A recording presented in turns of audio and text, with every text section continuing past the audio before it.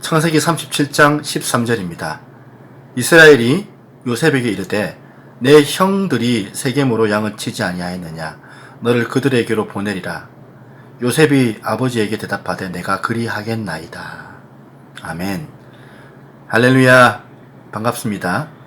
새누리교회 하루를 시작하는 메시지의 송은성 목사입니다. 오늘은 창세기의 요셉의 이야기가 이어집니다. 요셉은 창세기에서 가장 성공한 인물 중에 한 사람입니다. 그리고 오늘 우리는 요셉에게서 정말 중요한 성공 유전자 하나를 발견할 수 있습니다. 여러분, 쓸만한 사람은 작은 일을 시켜봐도 알 수 있어요. 창세기 37장에서의 이 요셉은 이 아버지가 보내는 그 심부름을 그대로 따라가는 그 모습을 볼 수 있습니다. 내용이 별로 중요하지 않는 일 같아 보이는데 우리는 이 내용에서 이 요셉의 삶의 자그마한 태도 하나를 발견하는 겁니다. 이 태도가 그야말로 중요한 태도가 되는 것이죠. 작은 일이라 할지라도 우리가 어떤 태도를 가지느냐가 참 중요합니다. 여러분, 요셉의 훌륭한 점이 뭡니까? 요셉은 아버지의 말에 순종적이고 그리고 그 말을 따랐고 성실했습니다. 아버지가 이 요셉을 참 믿을 정도로 참 믿음직한 그 태도를 보여주었습니다. 심부름하는 그 태도에서 나타납니다. 아버지가 시키는 그 일에 그대로 따라갑니다. 이 요셉은 아버지가 맡긴 그 임무를 잘 감당합니다. 아버지가 세겜에 가서 형들의 안부와 양떼가 잘 있는지를 보고 오라고 시키자 아버지의 말씀대로 세겜으로 나아갑니다. 그런데 그의 형제들이 세겜에서 이미 떠나고 없었습니다. 요셉이 다시 아버지에게 돌아가서 세겜에 형제들이 없다라고 말하지 않았습니다. 왜냐하면 요셉은 아버지가 진짜 원하는 것이 뭔지를 파악하고 있었던 겁니다. 그래서 주변에 있는 사람들에게 물어서 정보를 얻고 형들이 있는 도단까지 찾아갑니다. 여러분, 만일 이 요셉이 세겜에 형들이 없다는 것을 알고 그냥 아버지께로 돌아갔다면, 포기하고 돌아갔다면 이 요셉이 애굽으로 팔려가는 일도 없었을 것이죠. 그런데 그가 아버지가 원하는 그것을 성실히 하다가 이렇게 어려운 고난도 겪게 되었던 것입니다. 고난이 있었지만 그러나 그것이 요셉의 성공의 유전자였습니다.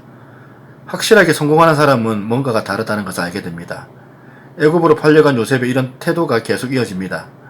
인신매매로 노예가 되어서도 그는 정말 비참한 인생으로 굴러떨어졌는데 그 어려운 상황 가운데 여전히 요셉은 한결같은 그 태도를 유지합니다.